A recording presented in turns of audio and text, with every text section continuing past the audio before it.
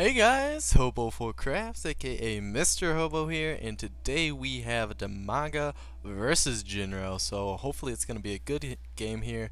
And as you guys can see, really long loading screen. It's gonna come up here in a second. Oh my gosh, it's a long loading screen.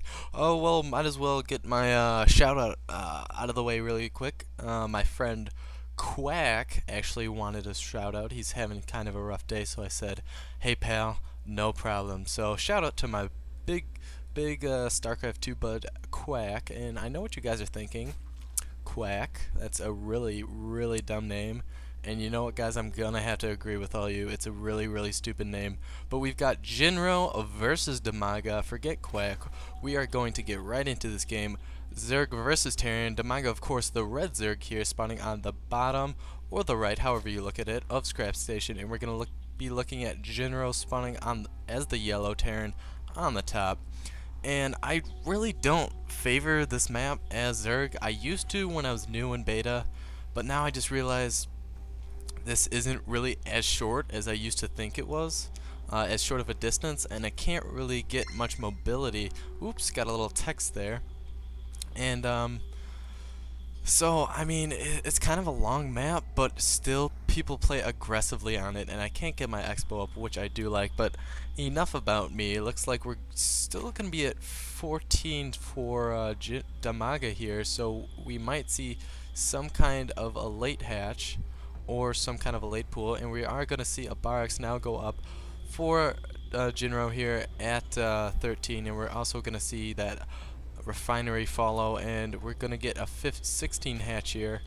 Kind of late. I normally like to get my hatcheries before 15 if possible, just because I feel like I'm comfortable with that timing. But stuff like that, you know what, guys, it's all preference and what you feel comfortable with, so don't ever think that there's one formula you have to follow. But in the meantime, we've just seen Jinro here saturate his refinery here, and we are going to see him pump out a marine. You can see he's rallying it right next to this overlord, and Dimaga is getting out of there because you do not want to lose that overlord right away. We're gonna see a spawning pool and an extractor go down, so possibly metabolic boost. I always like to get that no matter what the matchup. Just depends on what time I will get it. And interestingly enough, Jinro did not block off his base, which leaves him very open to some kind of harass, but we're going to see he's actually going to be blocking off with a tech lab here, we could see, or maybe a supply depot. He could build a tech lab here and then lift off and switch and pump out Hellions, though he doesn't need a tech lab for Hellions, but he could get fast tanks. We'll see what's going on, and Jinro is just going to be sending a lone marine out here to scout a little bit, but these Zerglings are gonna have something to say about that, and we're gonna see that reactor go down. Ooh, it's actually a reactor. I said it as if it was tech lab, but it's actually a reactor. That's interesting. We could see a mass Hellion come out of this. Ooh, that would be troublesome for Dimaga here, especially on Scrap Station, which you do have quite a bit of room to move around. I mean, look at all of this space back here. It is such a hassle, and you need like 1 or 2 spine crawlers just to be feeling very safe, and you put one up here, then they can still get back here and not get touched. So, oh my gosh, it is just such a hassle.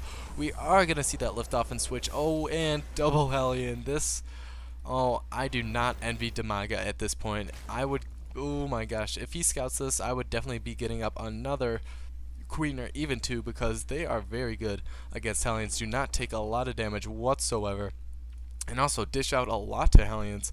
And he is getting that metabolic boost, which is very good. Speedlings are quite good against these Hellions, but only up until they really get pre-igniter. Even then, Speedlings can deal with them pretty well, but very important to get this creep tumor out because it gives you so much more mobility. Very much more easy to take down Hellions that way when you still have creep to run on. Oh, and here they come, and this spine crawler is not going to finish in time. He's going to roast it a little bit miss micro might come up and it might hit off, but no, he will get off in time. He is just picking these little speedlings off. You can see how the queen is just staying around the creep and trying to get as many hits off as possible, but these 2 Hellions are going to die. So nice little pincer there. by Damaga, so that Hellion Harass was kind of failed, but ooh, he did switch his starport with his factory, and this is something I just watched in TLO versus who was it? Idra. So I mean, it's kind of becoming a very popular strategy, and we're going to see a lot of Vikings being produced, which do pick off Overlords very easily, and I believe 2 Vikings do take out 1 Queen, so they can be very dangerous. But if you have some Speedlings along for the ride, then you will be pretty okay to go.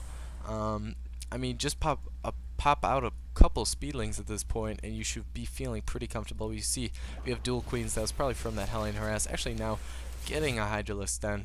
As a Zerg player, I really don't prefer to go Hydralisk. In this case, it would definitely be more than safe because there's no heavy mech going on here, just a lot of Vikings being produced.